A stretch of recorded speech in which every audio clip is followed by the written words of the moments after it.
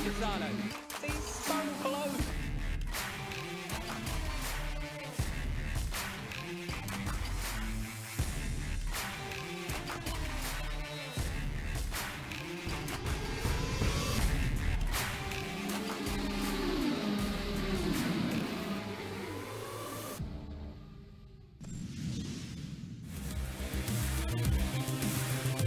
And a warm welcome to the Circuit de Barcelona-Catalunya Saturday, Barcelona in Spain. It's round 4 of the 2020 Trans Am by Pirelli Esports Championship.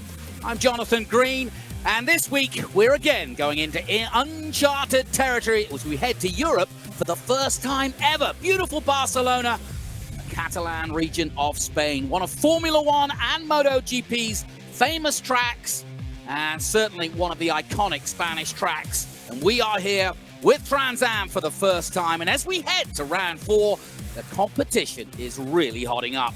And while Josh Hurley and Tyler Casseras have dominated so far with 2 wins each, Cameron Lawrence and now Ernie Francis Jr., our 6-time champion, have a win under their belts. But this track, this Barcelona track, has never seen Trans Am. And the roar through that grandstand is going to be very interesting in a few moments' time. So few of our drivers are familiar with this track, having not raced in Europe, but a couple do. It's going to be really, really interesting. We've got some new faces. We've got some very tough competition. I've seen the practice times and the amount of laps, and this is going to be interesting. With me again, Ben Sissel, to enjoy the action. And Ben, similar format as before, but a completely different continent. Yeah, and it's going to be really fun to watch our Trans Am drivers driving this Trans Am by Pirelli Esports Championship, with Torque Esports and UMG driving in a set of Corsa here at Catalunya. This is really fun. This track looks great. I love the shots that we're able to get, the cars. We were able to watch some practices. Really great stuff. But let me go over the rules here real quickly. We have 2 races. First race is 11 laps, and then we flip the top 10, and we flip the top 10 in the grid in the second race, which is 11 laps. And then something else, we've got damage on in these cars, meaning if they have a wreck or if they get body damage or any kind of damage, it will affect their drive and their top speed. And then track limits. We were watching, Jonathan, I think track limits are really going to come into play here at Barcelona. Yeah, no question about it. Turn 3 and the final corner, turn 13. Incidentally, we are running the MotoGP spec of this Catalunya circuit. We took a vote in the drivers' briefing. Oh, somebody spinning out there. As we join qualifying with 8 minutes and 45 seconds to go, we are looking at one of our new boys, and let's get to that. Juan Manuel Correa, one of the young Americans, just 21 years of age, is a Formula 2 driver currently, and we are delighted that he has joined us. For those of you who don't know, Juan Manuel had a huge accident at Spa last year. Shattered both his legs, was in a coma for 3 weeks, and very similar to Wickens, is coming back and using sim racing to get into and back to racing fitness. He's been racing in many different forms of sim racing, but his good friend Devlin DeFrancesco, who also races today, introduced him to Trans Am and said, you know Barcelona, come and join us. And he has, and we're delighted to have him. So welcome, Juan Manuel. He's in Miami, Florida, and he is one of the young Americans trying to make it into Formula One, having his first try at Trans Am. Yeah, and Ben, we've also following around was the number 10. We saw the number 10 white Corvette of Eric Joyner, and he actually joined us at Sebring. He was new to the Trans Am series at Sebring with us, came with us in XGT. Actually, fellow competitor Ken Twaits invited him to that. He came out first time and qualified pole in XGT in his Porsche, and we welcome Eric Joyner to Trans Am Esports and Barcelona. Well, the man you're looking at right now, Borchetta, did probably the most laps. He's done over 500 laps this week, Scott Borchetta, around this Barcelona circuit, so he is ready. Whether it'll pay off, I don't know, but he has put the work in for sure. I also want to mention we saw Lawless Allen there, and Ben, that's a really good thing for us to have Lawless Allen, who is one of our regulars, but now back into sim racing. Yeah, I love seeing Lawless Allen. He's always great with us in TA2. I think if my memory serves correctly, he won TA2 Rookie of the Year in 2019. Great racer, great sim racer, and just an all-around great person to have in the paddock with us in TA2. Yeah, and as you know, TK, we've had a little bit of a hit there by Borchetta, but he's come off okay as he heads down towards turn 5. This is qualifying, remember, for our first race and reverse top 10 for the second race.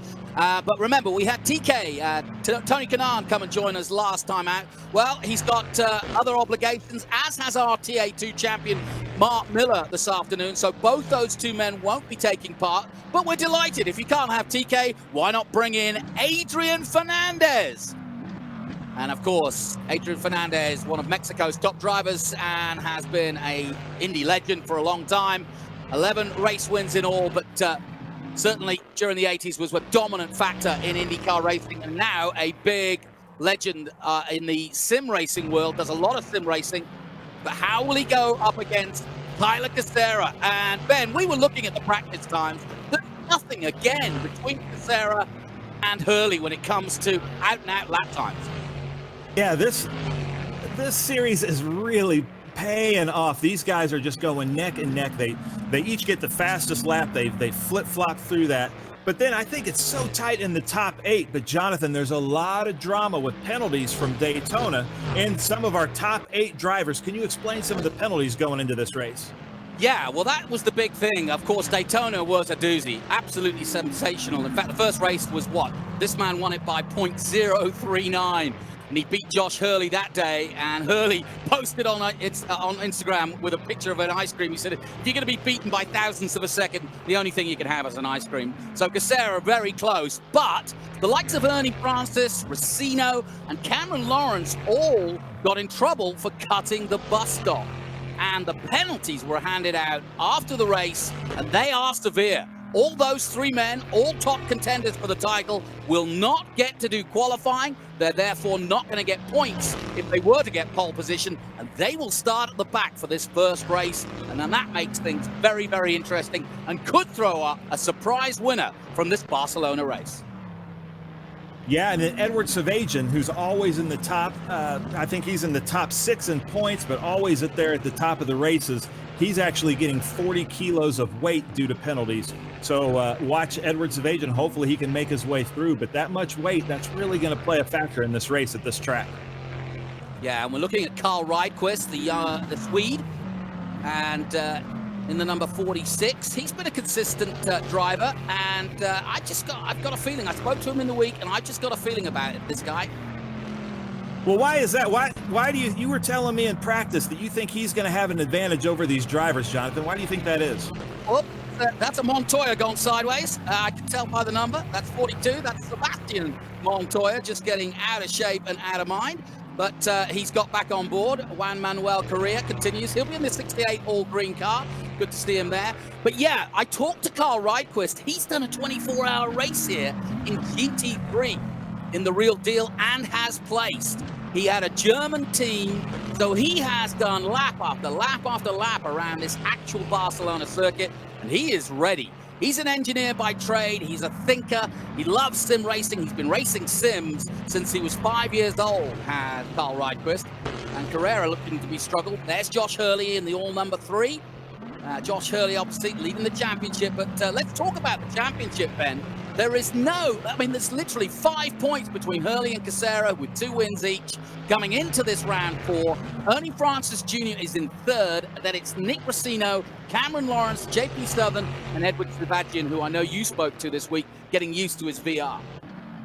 Yeah, he had trouble at Road Atlanta and actually got carsick racing in VR. And instead of giving up, he actually worked through it. He got these armbands. He took ginger root. He took all this homeopathic medicine so that he wouldn't be carsick. But speaking of the championship, we have a 1/10 of a second between our top 2 qualifiers right now, and they're, what you said, 5 points away from each other. This is going to be exciting.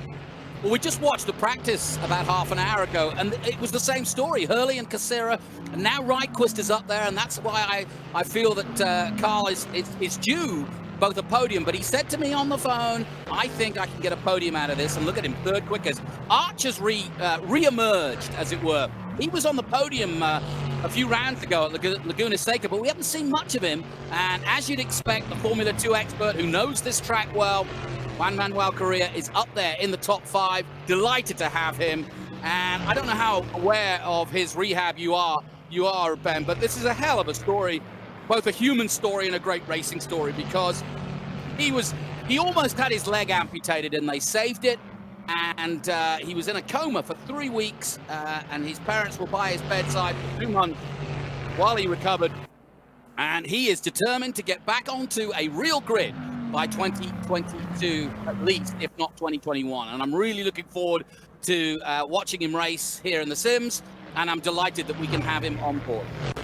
Yeah, and for him to be scoring a top 5 right now in qualifying, that says a lot, because these guys in this championship are really talented professional race car drivers, but also have become really good sim drivers. Well, there's no question that track knowledge is useful here. I've been very lucky to go in real life to both MotoGP and Formula One here, and it's a tricky track. Luckily, the Assetto Corsa game really does show the undulations. It's a bit more like Road Atlanta in terms of the up and down and dale type characteristics of this circuit. And just so you understand the difference between the Formula One circuit and the MotoGP, it's really not a great deal of difference. It's just the last 2 corners, or the last complex, I should say, where we go on the outside MotoGP loop, which makes it a really fast run onto the main straight and allows the horsepower of these big Trans Am muscle cars to really open up and head down that long Barcelona straight that you're looking at right now. And of course, this has been the site of some of the greatest Formula One races ever. I'll never forget Michael Schumacher getting on the podium, running around here for half the race in 5th gear. Who can forget Mansell and Senna coming wheel to wheel down the front straight, almost touching at one point back in 1991. And interestingly enough, it's also the site of Verstappen's first win in Formula One. So it's had some great history here. When it comes to MotoGP, well, to see the Marquez brothers and to see any of the top men go around here is always an exciting fair, and great to have Trans Am. I wonder what the Catalans think of the roar of these huge muscle cars around here. They've never heard it, but we've woken Barcelona up, I think. Yeah, and I love the sound of Trans Am cars. And something I want to point out, Trans Am is not just Corvette racing, but with the Assetto Corsa and with the Torque Esports and UMG, we decided to give all the drivers the exact same platform just for racing's sake. And it has really paid off because, like you said, the racing has been super close. Last weekend at Daytona, I mean, you couldn't even put another coat of paint between the drivers. We had so much fun watching it, but the sound is tremendous in Trans Am Esports and Trans Am Real Life. Well, the checkered flag is out, and we just saw Hurley taking to the grass for a moment, but there's Casseras. He will line up on the front row alongside Hurley, so our two contenders for the title. 5 points between them in the championship after 3 rounds. 0.039 of a second in the first race at Daytona. These guys have not given an inch with each other, and it's certainly been the Hurley-Casseras story so far. But here comes RideQuest, and also we'll be looking out for what Correa can do in his first race here in Trans Am. He is competitive already, and he's up there in the top 5. Really interesting. JP Southern, he's due a good result here. But as we look back now at what was a very interesting qualifying session, interesting to see if there's any penalties, but one thing we can say is that 3 of our top contenders, Lawrence, Racino, and Ernie Francis Jr., will start at the back. But here's confirmation then of the result. Hurley, Casseras, your front row. RideQuest and Archer, Correa, Southern, Savegian, Merrill, Parsons, and Allen rounding out the top 10. Then Kent Vaccaro, 11th. Latoski is 12th. Borchetta, Lagasse Jr., Sebastian Montoya, 15th. Winston Arcado, Fine, Lopez, Lachlan DeFrancesco, 20th. Norbauer, Joyner, White, and Boris said. That's how qualifying finished. We'll take a short break. We'll be right back with more action from Barcelona.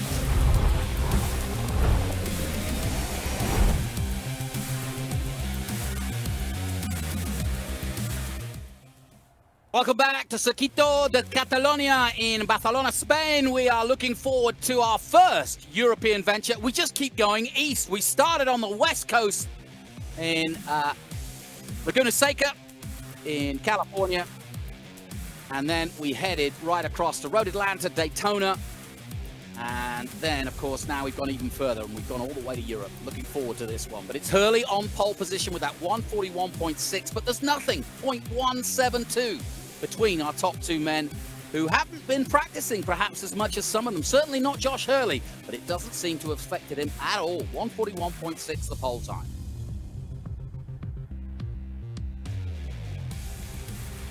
So I'm just looking at this now, Ben, and I'm wondering who will come through. And obviously we've got to look to the back of the field, because obviously not taking part in that qualifying session was Ernie Francis Jr. How well can he do perhaps from the back, getting through that long?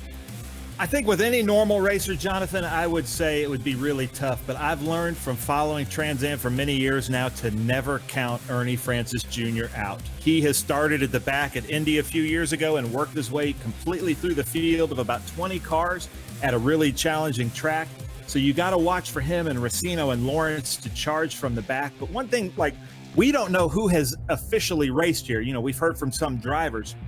And with the set of Corsa being so detailed, and it being everybody's favorite sim platform, there's little things, little like curbing and little things that actually are, if they're on the real track, they're in the game, and that makes a difference. So if you've raced here and you know the little idiosyncrasies, you're going to know the track better and the game better than some of the drivers that are just playing it on the sim and may not be able to know those things having driven here in real life.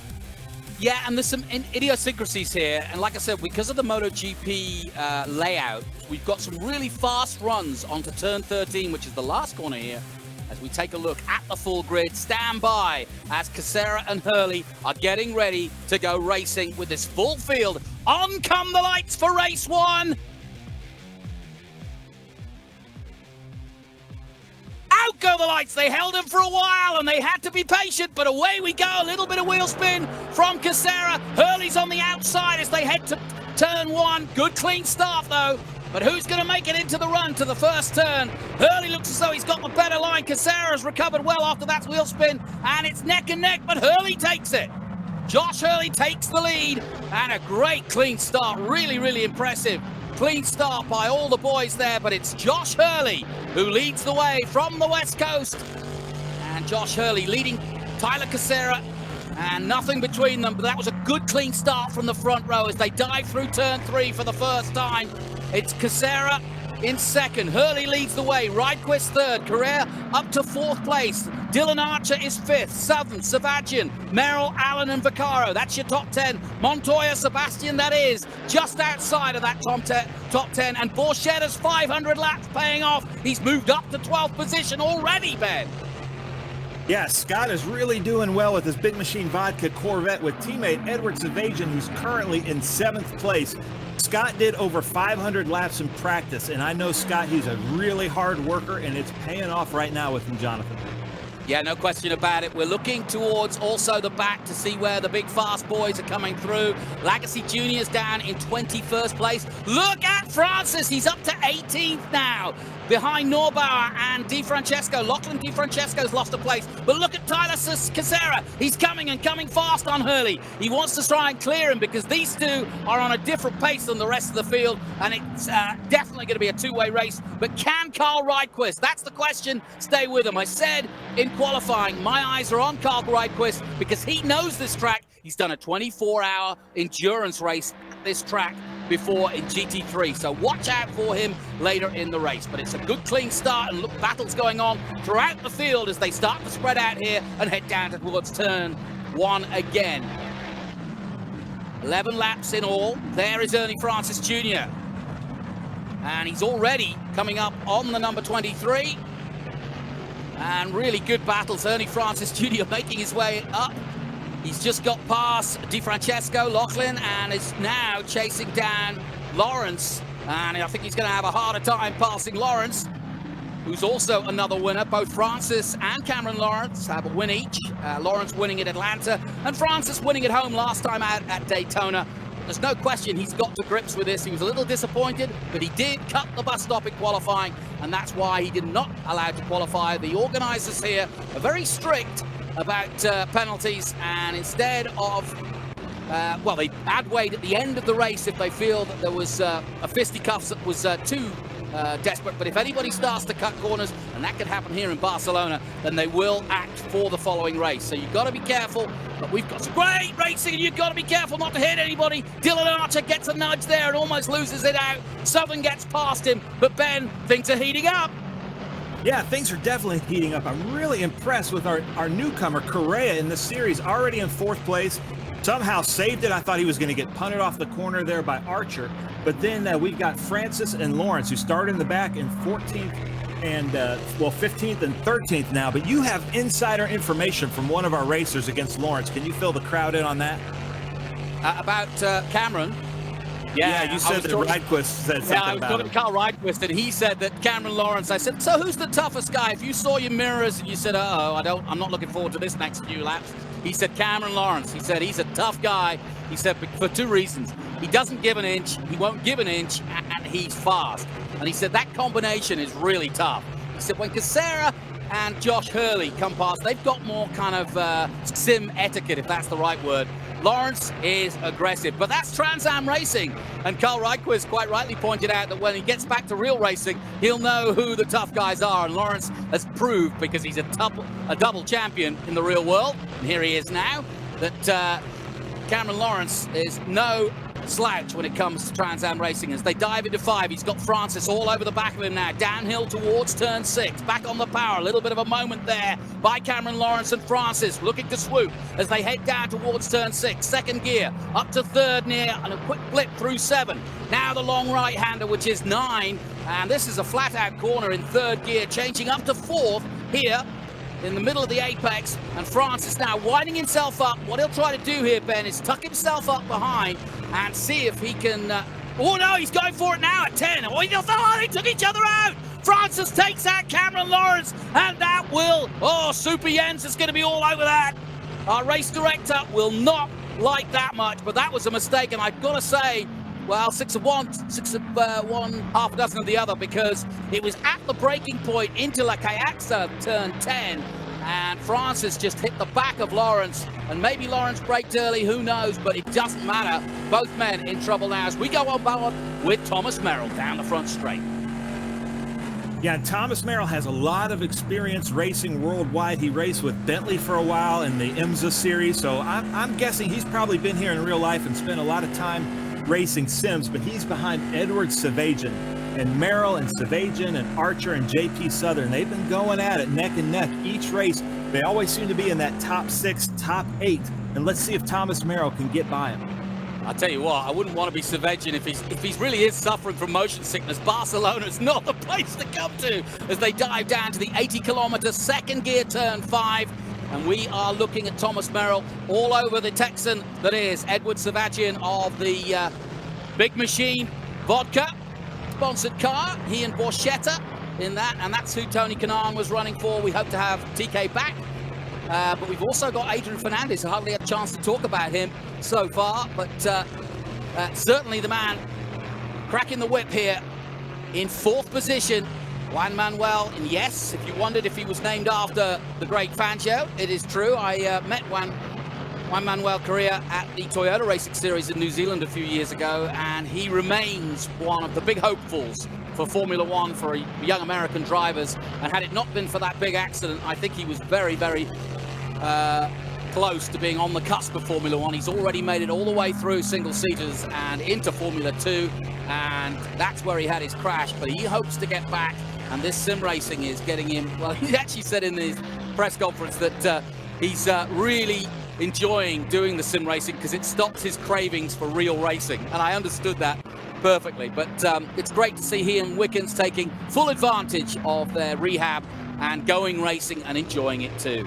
Back with Lawrence out of the last corner. Gets very fast and high, and I think this last corner is imperative here because you get good drive out of here, Ben, for this long run downhill to the famous turn 1 to Barcelona.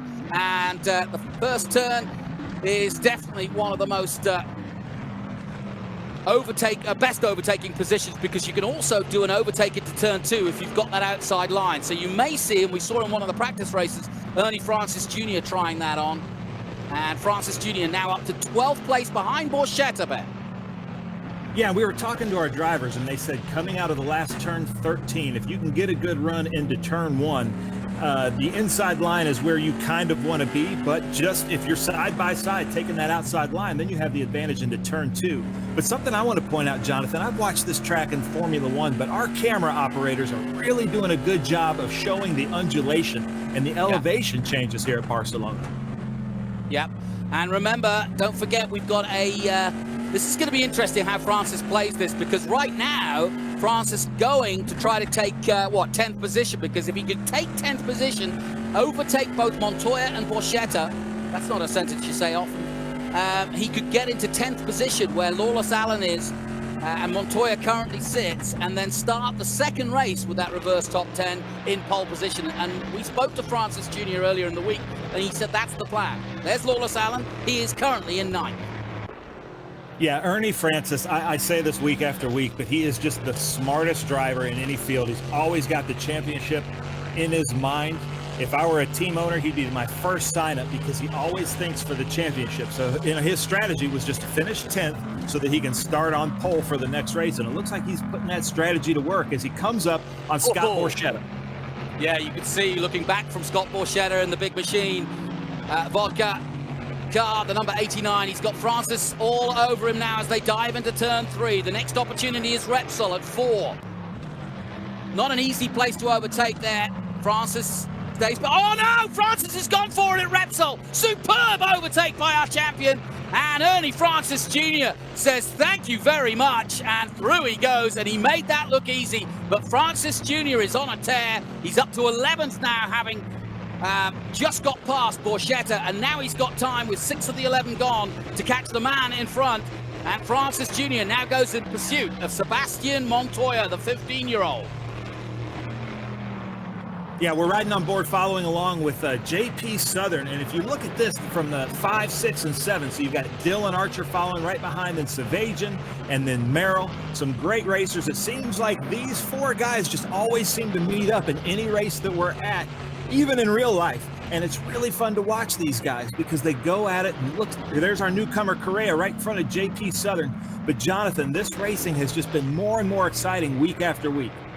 Yeah, it's interesting. You've got JP Southern, who's been here in America racing in single-seaters, and then you've got another American from Miami, Florida, Juan Manuel Correa, who's been racing most of his life in Europe. So I doubt that Southern and Correa have ever actually crossed paths too many times. Maybe in karting back in the day, but meanwhile, back at the front, Hurley is now controlling this race. He's got a 2.4-second lead over Tyler Casseras. We look back to the 25 of Lawless Alan, now getting close attention behind him. Alan and Merrill together on track, and just ahead of them is Borchetta and Sebastian, and it's going to be interesting. Francis up to 11th. He's got Montoya in his sights now, and he's just 1.8 seconds behind.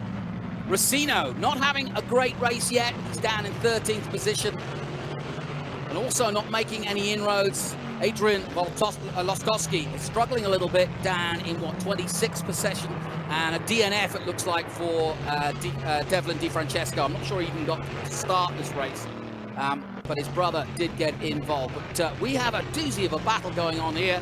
Hurley still leading by 2.4 seconds. We're getting down to the business end of this first race. Who's going to win it and who's going to come 10th, I wonder? Montoya still holding that position at the moment, but Francis is right there with him. Let's get back to this battle as we look at Dylan Archer.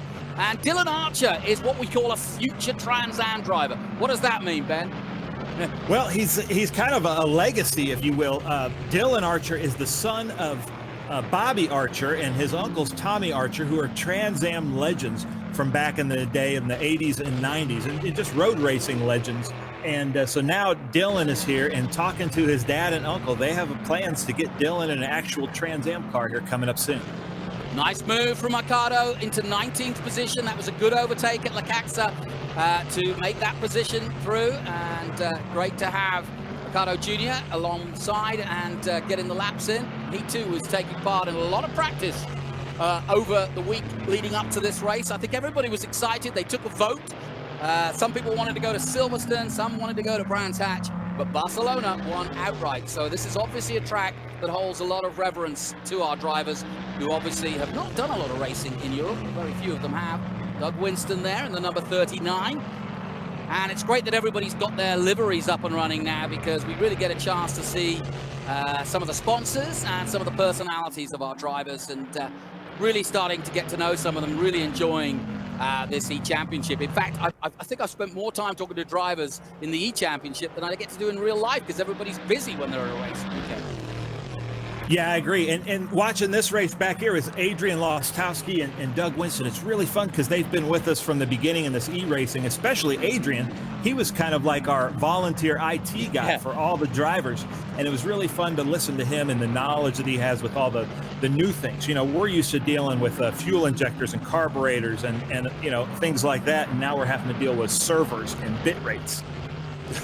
Yeah, it's a whole new ball game. Borchetta, the man who is teammate to this man, Sebastian, was telling us his computer blew up halfway through the week, and he had to get an all-new computer to go racing again. So it's not without its dramas, this e-racing.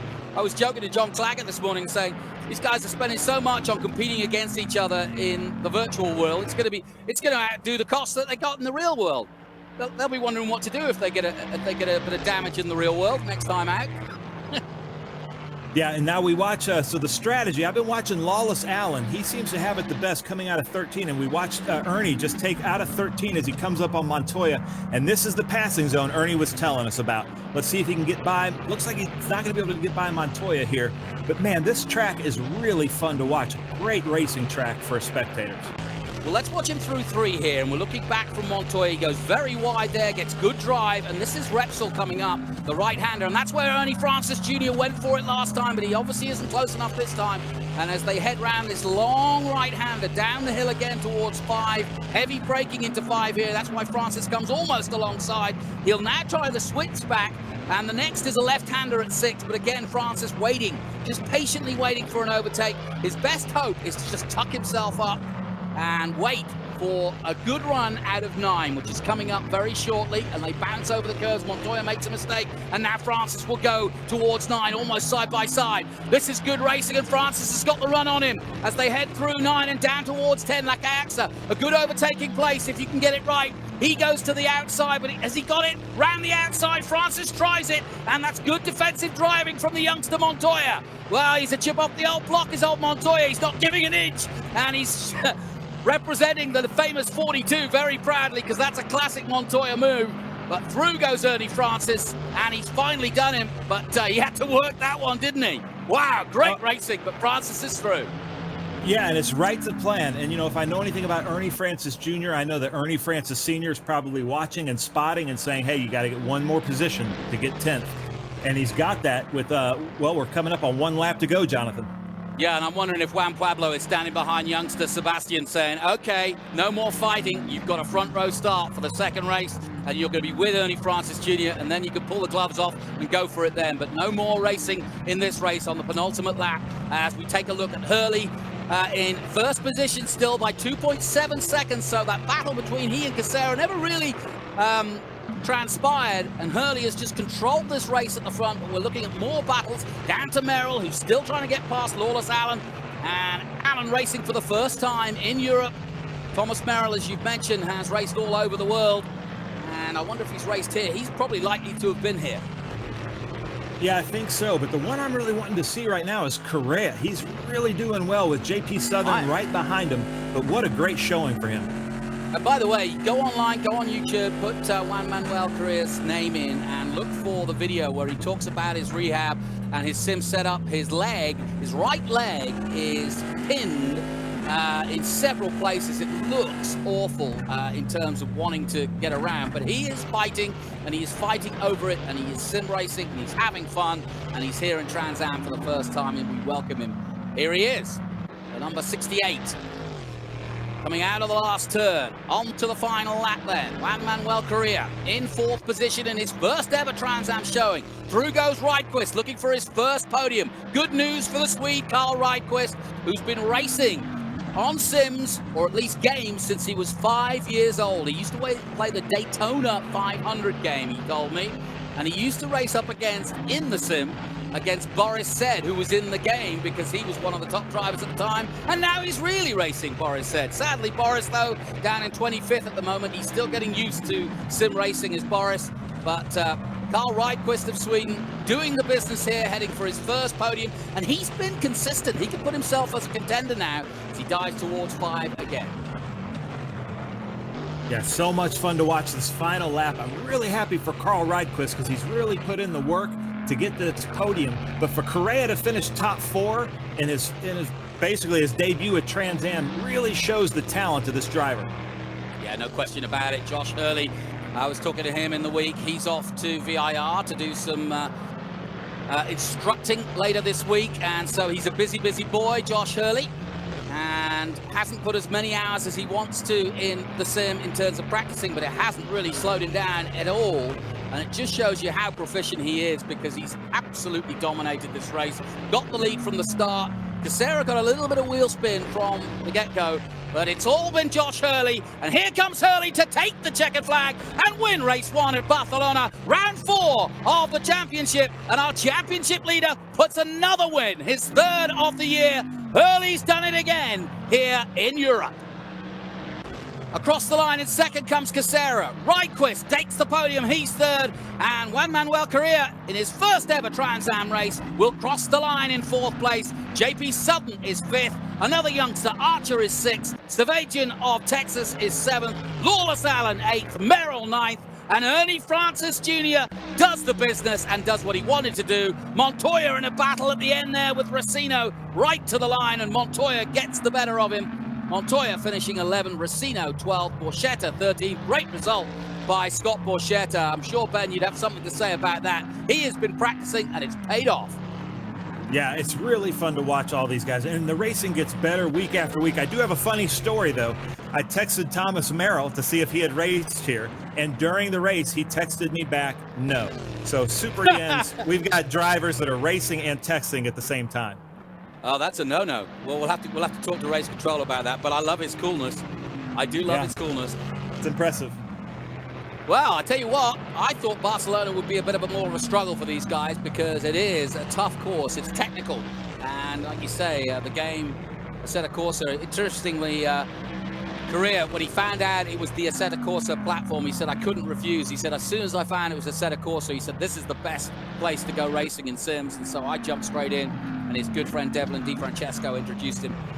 Delighted for him, no question about it. Winston pulls off track, and that concludes our first race from Barcelona. Beautiful shot of the Catalan hills in the background as Barcelona quietens down for a moment, because there's not going to be much respite for this social distancing crowd, because they'll be back out again with the reverse top 10. Confirmation of the result: Hurley with the win, Casseras 2nd, Rydquist his first podium, Correa, Southern, Archer, Sebastian, Allen, Merrill, and Francis Jr. rounding out the top 10, which means he will start pole for the 2nd race. We'll take a short break. We'll be back from Barcelona after this.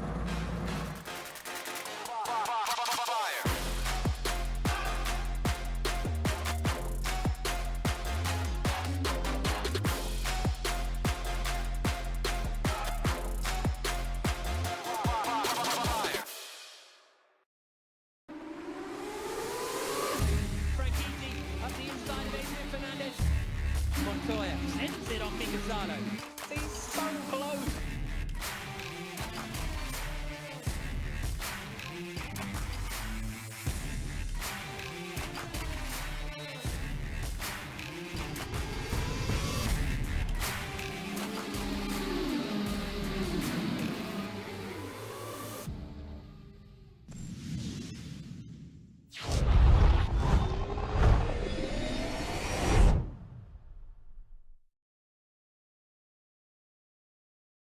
Welcome back to Barcelona in Spain. It's round 4 of the Trans Am presented by Pirelli Esports Championship. Jonathan Green and Ben Sistel taking you through the action, where Josh Hurley of California has just taken his 3rd race win of the series, ahead of his hard-charging opponent, Tyler Casseras, who didn't put a foot wrong either. Rydquist gets onto the podium, and that's good news for him. And I really do hope that the race 2 is as good as race 1. But then it gives us a chance between races to talk about the real world and also talk about the future of this e-racing championship.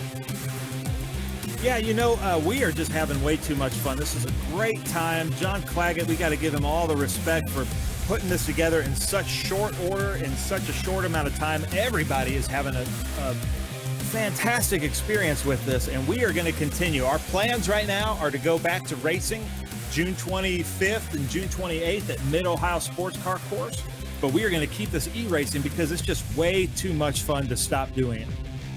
Yeah, and I think there's been so much investment with the competitiveness that this has brought out of them. Everybody's buying equipment and gear and hardware and everything else. So I think, yeah, they're going to carry on e-racing for sure. really going to enjoy this. But yeah, looking forward to going to Mid-Ohio, and hopefully some of the future guys who've had their experience will join. We hear rumors that Dylan Archer is looking to get a real drive in TA2. That's good news. Mark Miller, who had to pull out today, our champion, he'll be there, I hope, in the E-Championship. But he said to me in an interview, he's going to race IMSA this year, but he wants back in Trans Am because it's so much fun. And who knows? Hey, Boris said, been around. Well, go ahead, Ben. I've got some insider information. Thomas Merrill, during this break, just texted me. He said, it's so hard to pass here. These things are surprisingly aero-dependent. Easy to lose the front, the fast corners when trying to get a run. So there's some insider information from the guy that finished 9th, Thomas Merrill, in his HP Tuners Corvette. Well, I think the answer is, Merrill, put your phone away and then get your run. He did admit to me, because I guess he heard that, so he said that he was texting back after the checker. Well, you know, with this modern technology. Well, there's the grid then. Reverse top 10 sees Francis Jr. on the right-hand side in pole. Out go the lights, and away we go for race 2 from Barcelona, and it is Francis Jr. of Florida who leads them away. Good clean start again, no real wheel spin, but Francis hasn't got it all to his own. He's got to be careful here because DeFrancesco is coming up the inside. That's the 81 of Thomas Merrill, and Merrill goes through. Merrill has gone through. We'll call that one in then, Thomas. Nice work. Now he might be texting Ben. What's he saying? Is he liking his lead? I think he's right where he wants to be, but man, there's nothing I would hate more than to have Ernie Francis Jr. in my rearview mirrors. Francis and Merrill calling it in quite literally as Francis takes second. Lawless Allen is right up there in third. Now we've got a battle of the youngsters for sure. Archer's up there in fourth. Stavagian in 5th place. Correa, who got a 4th place last time out, is in 6th. Southern is 7th. Rydquist is 8th. We've got all the youngsters in the top 7. Montoya just outside that. He is 9th. Hurley Burley starts 10th, and he'll be coming through. Casseras drops to 12th. Work to do for Tyler Casseras, but he will want to get as many points as will Hurley. What Hurley and Casseras do so well in these reverse grids, because they've run the most amount of races so far, is they side their way through the pack carefully, but they do it well, and they finish maybe 3rd or 4th in the second reverse grid, which is why they're on top of the points. And Francis Jr. now will be trying to make hay. He had a brilliant win at Daytona, and now can he stay with Merrill for the rest of this race and even challenge maybe for another win? Montoya moves up. Casseras is up to 10th place already. Yeah, but it's going to be tough to pass Nick Racino. Well, he just did. But Nick Racino is one of those guys that's always up there in the top 8. He's had a little bit of trouble in that last race, but Casseras just got by him, and let's see what he can do with Correa on his tail. Down the long main straight here at Barcelona, the roar of the Trans Ams here, echoing through the Catalan hills, and the Spanish fans are loving it. Paella tonight downtown with Claggett and the clan. That's the plan. Can't wait to hit the Ramblas. Hit the beach on Monday, bit of golf on Tuesday, and we'll be back in the office by Wednesday. Oh, I dream. Anyway, it's Merrill who's not dreaming. He is doing a superb job right now in the 81. Remember, Thomas Merrill, a fantastic real-life driver, has yet to win in the E-Championship, and I'll bet it's getting to him a little bit. Yeah, Thomas Merrill is used to being at the front and used to winning. And for him not to have a win yet, I know that that's eating at him. But man, it's too competitive. This series is too competitive to be upset without winning. You're really fighting for a top 5, top 8 finish, and you should feel like that's a victory. Well, I know he's taking it seriously. He's been fighting in the protest room here during the week. He's currently 8th in the championship for HB Tuner's Deal Merrill Racing and on 97 points, so he's only 3 adrift of going up the board a little bit. So this is an important race as we go back with Hurley, who's already making his way through. But look at the traffic he's having to deal with. Josh Hurley and Casseras both trying to get past Montoya, and Montoya lashes out at Hurley, I think that was. And, oh, Rydquist's in the middle of it. Casseras in the middle of it. They're all chasing Sebastian Montoya, who's getting as wide as his dad would ever do in an Indy car, and he's doing just the job. And just like Juan Pablo would have told him, stay wide, my friend. Keep them behind you. That's racing. Yeah, and Jonathan, I'm going to ask you again, what advice would you give Casseras and Hurley? Would you tell them to play it conservative, or would you tell them to try to work their way up through the field? You tell me, but the way they're going at it right now, it looks as though they're pulling paint and panels. I'm glad that Ernie Francis has not got his usual team here, because they'd have a lot of reparations to do afterwards. But as you can see, Casseras is not holding back. He's now coming up on Rydquist, and he is not holding back. Rydquist, though, knows the track. Done a 24-hour race here. Got his first podium. Got the confidence, but now Casseras wants by him. I don't think Hurley or Casseras is holding back whatsoever. Hurley now in 10th place. Casseras in 8th position. And I think what Casseras' plan is, he's got to try and get ahead of this group and leave Hurley for Dusk. Because the more points he can gain on Hurley, remember there's only 5 between them when they started the weekend here in Barcelona. You can see Hurley struggling to get past the traffic as we go on board, up through 6 and 7. Third gear through here, there you see. Out through 8 and then into the long, fast 4th gear, turn 9. He's got Racino ahead of him. And now the first real major overtaking position after the first corner at 10, and he looks to the inside, and I think he's got, oh, there's trouble! Oh, there's trouble ahead of Hurley, and he avoids it. I think Rydquist might have been involved in that. Casseras got through, and now Casseras and Hurley are together on track again. It's all going on. Big drama in Barcelona. Yeah, I think that was Montoya and Rydquist that got into the wall there as we follow along with Ernie Francis and Thomas Merrill. Oh, look at this. Trans Am at its finest in Barcelona. 2 of the best proponents of the sport heading side by side, just as Senna and Mansell did in 91. But this time it's Ernie Francis Jr. and Thomas Merrill. And Francis Jr. says, I want the lead and I'm taking it. Through goes the champion. Brilliant stuff. And I tell you what, I wonder if One South, well, I'm wondering if they made a good decision. I think they did. Yeah, I would say so. Ernie, again, everything is to plan. I don't know how he can do it in a race, because usually all plans go out. Ooh, we had contact there. Yeah, Southern goes south, and that was at turn 2. He got a heavy knock there, JP, but he's back out on track. And that turn 2 is always a tough place for coming together there, because you're changing direction from turn 1. As we go back to Scott Borchetta, looking back at him. Oh, hijinks behind. Well, they're a lot more aggressive in this race too. They played well together in the sand pit that is Barcelona-Catalunya Circuit in the first race, but now the gloves are off in race 2, and we've got quite a lot of hard-charging boys. Lostowski, the man I mentioned, is up to 15th position, much better showing. Rydquist got involved in that incident. He's now down to 13th position, not where he needs to be. But the current situation sees Francis leading by a second over Merrill. Archer now up to 3rd. Lawless Allen is 4th. Savagin is 5th. And Casseras is up to 6th. Josh Hurley right behind him. This is great stuff, because the 2 championship contenders are 6th and 7th on the road. And Francis Jr. is headed for his 2nd win. Yeah, and it's going to be really tough for Casseras and Hurley to get by Savagin. I hope we can get a camera on that. But look at this fight up front. Look at this top 5 right here. It is so competitive.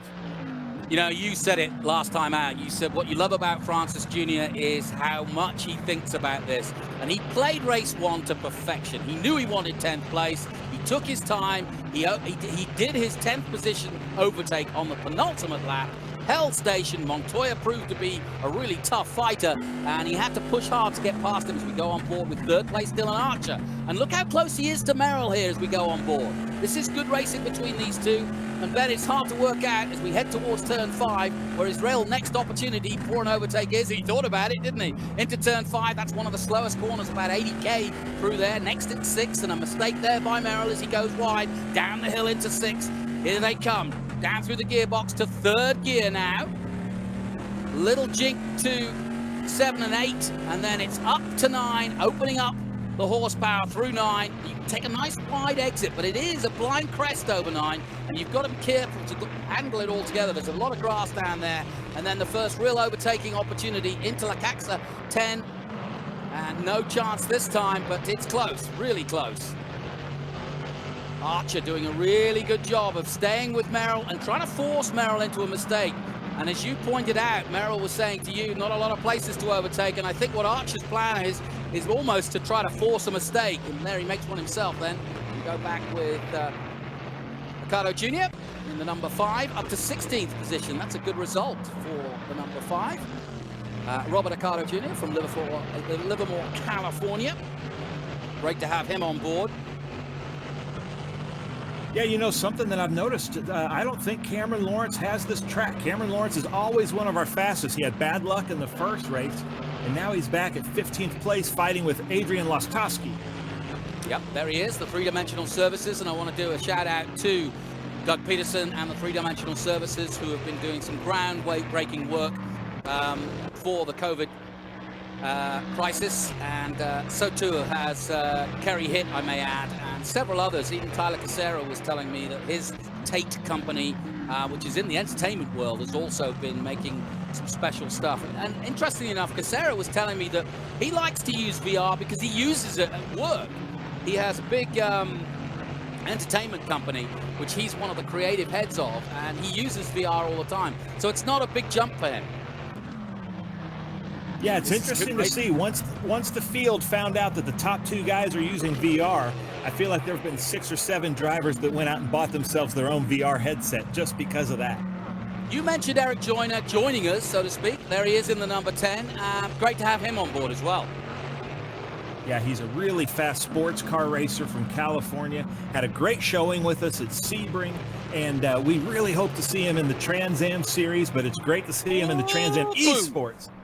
Well, that's gonna, I tell you what, he's gonna need a few cervezas after that, because that's gonna hurt in the morning, I think. But anyway, he's in the right place to do it. They serve good cerveza down here in Barcelona. Looking forward to getting down to the Ramblas tonight. But it's Francis Jr., a 142.6. Merrill behind him. Archer. The gap between Francis and Merrill has extended to just over 2.4 seconds. So Francis is in control with 7 laps gone, but the battle is on for Archer and Merrill. Archer still in 3rd place, and we've been watching that battle. Back to the 38 Sebastian. He's in 5th at the moment for Big Machine Vodka. And Edward Sebastian has certainly got over his jitters of VR. Yeah, he has. He said he was car sick at first, but if you notice, Casseras and Hurley are really having a hard time catching up to Sebastian in that front pack. They've kind of been at the same length behind, about 2 seconds behind Sebastian the whole time. This front pack of guys right here, up to top 8, are really running consistent laps, and it's really hard for Hurley and Casseras to catch them. Well, you were asking me a few minutes ago how Hurley and Casseras would play this. If you look at the damage to Hurley's car, he's been hit a couple of times. Now, we asked the game about that, and effectively, if you do damage the car, you're not thrown out the game, or you don't have to come in the pits, but the top speed may be affected. And I've got a feeling that Casseras and Hurley are just holding station right now. They were in all sorts of fights earlier on, and I think a good position of 6th or 7th without pushing too hard on Sebastian might just be where they want to settle for this one. They'll both score good points. They've got an eye on each other. Hurley knows he's got the advantage as long as he keeps Casseras in his sights. He might have a lunge towards the end of this race. We'll see. I'd love to see it happen, but they're certainly in a good position. Now I say that, Sebastian is coming into view now. He did a 143.4. And look at this, Casseras does a 142.0 and Hurley does a 141.9. So throw out everything I just said, because here comes Casseras and Hurley, and they're now about to attack Sebastian in the closing stages of this one. Allen in 4th place in the number 25 has got work to do, because if he doesn't get the hurry up, he's going to have 3 cars all over the back of him in the closing stages of this one. Ben holding up nicely in Barcelona. Oh yeah, this, you know, it never disappoints. We're 8 laps in. And it's all of a sudden, right when we're saying that, it looks like Casseras and Hurley both said, okay, now 3-4 laps to go. We're going to turn it on and we're going to try to win this race. And it looks like they're going to try to march their way right back through it.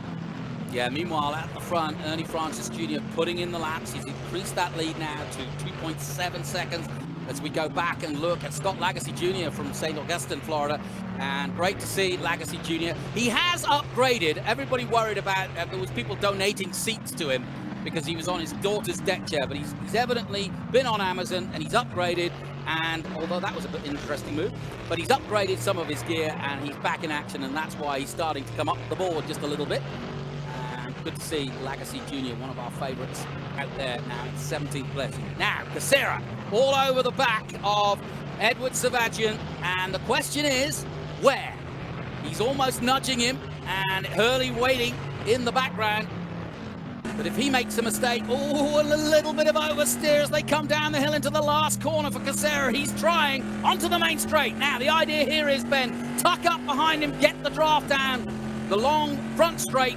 Either go to the outside, which is possible, and that's why he's defending the inside, but you can go to the outside and keep your foot in. Seen it happen in Formula One a bunch of times. Keep your foot in and be on the right side of the track for turn 2. And Casseras is trying just that, but he hasn't got close enough, and Hurley senses an opportunity here as they head towards turn 3 again. Flat out through turn 3 and up to 4th gear. Hurley now has got a run on Casseras here in the closing stages. 2 laps to go, and the racing is just superb at the moment. Yeah, who has the advantage here, Jonathan? I kind of feel like Hurley's kind of hoping that Casseras and Savagian. Oh, and here goes Hurley! Hurley's got it 5! Hurley's gone for it! And he's got it! Josh Hurley brakes later than anybody at turn 5 and takes Casseras, and that is an imperative to overtake, and that's the one that the one person Casseras did not want to have overtake him. And I've got a feeling that Tyler may see red mist and have another go at Hurley before the end of this race. This is bragging rights. They want to head back on the plane tonight in first class, chinking the champagne glasses, but talking about the war stories of Barcelona. But Hurley now senses that Savagian is also able to be picked off as they head through 9. And you can see Casseras right there in the mirrors of Hurley. He's got 2 things to worry about. He's got his own driving and the overtake, as well as Casseras right there in his mirrors. And this is a cracking race. Casseras absolutely not happy with that overtake at 5, and he'll come back onto the main straight. A freight train of 3 of them coming down past the checkered flag, but there's one more lap to go as they'll see the white flag, and here comes Hurley on Savagian at turn 1. Casseras waiting to pass. Hurley goes to the inside, brakes late, goes for it, and does he pull it off? No, not quite. They're side by side, they touch. Here goes Casseras. Oh no, Casseras gone through, and sadly Hurley and Savagian come off worst, but Tyler Casseras chose his moment, and that was a very, very interesting piece of action there. But Casseras come off best, Hurley's come off worst. Yeah, Tyler Casseras, that was really well played in the Howe Racing Enterprises Corvette. And I just keep getting impressed by Casseras and Hurley week after week, but I feel like that might have been a little bit over-aggressive there in 1 and 2. Yeah, maybe, and we'll soon find out if they are penalized. Those penalties will go to the next race. And by the way, just talking ahead, we're not exactly sure where we're going. It's been a mystery, and there's been a few surprises. We didn't know we were coming to Barcelona, but talking to the organizers, they say they're going to throw in some doozies, maybe some tracks from yesteryear to come in, no less. Looking forward to that.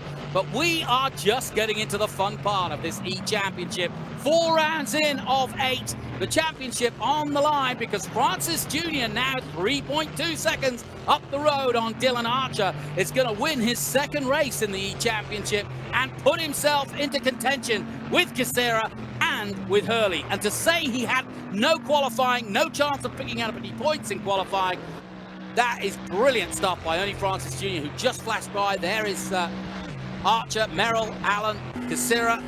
As we go back on board with Lawless Allen, this is his view into turn 1 for the final lap. Yeah, we just saw Dylan Archer, it looked like at turn 5, take that perfect pass on Thomas Merrill to take 2nd place, which is a great time to pass with only 1 lap left. If he can finish in 2nd, I know that his dad and uncle will be super proud of him. Well, this has been a fantastic showing of excellent sim racing. Francis leads by 3.3 seconds. Archer second. Merrill third on the podium at the moment. Allen is there. Casseras fifth. Racino sixth. Hurley has managed to recover back to seventh. He's still ahead of Sebastian. Correa, who got a fourth last time out, will finish in the top 10. I hope that encourages him to come back. And JP Southern will have another top 10. And Borchetta gets his best result, I think, 11th place. The 500 laps paying off for Scott Borchetta of Nashville, Tennessee. Can Ernie do it? This would be amazing. Talk about a textbook, writing the book. You know, usually you can't make plans like this for racing, but there's something with Ernie Francis Jr. and his breathless team that he tells us what his plan is, and somehow he carries it out. And looks like as he's coming up to the checkered flag through all these cars that are just everywhere right now, he's going to finish this race. Yeah, I call him America's best kept secret. No question about it. Ernie Francis Jr. has been pedaling away in Trans Am, a six-time champion and now a two-time winner in esports as he takes the checkered flag for One South. Brilliant stuff by the Floridan, and he takes the win ahead of Dylan Archer. And it looks like Merrill will take third place. There he does. Here comes Hurley. He's going to finish behind Casseras, but I think that'll be okay from Josh Hurley's point of view, given that he was in a real fisticuffs towards the end of that. Lawless Allen gets his best result of the E-Championship with fourth. Casseras, a healthy fifth place by him. He was really able to take advantage of the crash between Hurley and Sebastian. And Casseras finishes fifth, Racino sixth, Hurley seventh, Sebastian in eighth position, Juan Manuel Correa in ninth, and JP Southern rounds out the top 10, and Scott Borchetta gets a brilliant 10th place, and a much better finish also from Lotowski, taking 15th and just crossing the line there ahead of the number 6 of RJ Lopez. So, hey, look at the donuts! Donuts in Barcelona. Well, I didn't know you were allowed to do that, but they're doing it all the same. And everybody's trying to do their donuts, and it's time for some paella, I think, Ben. But that was just superb. I mean, great racing again. We saw the best. Few mistakes, sure, but great racing. And not to brag, but remember what I said at the top of the broadcast, you never count Ernie Francis out, and he shows it again and again. Now in e-racing, always in Trans Am racing with us.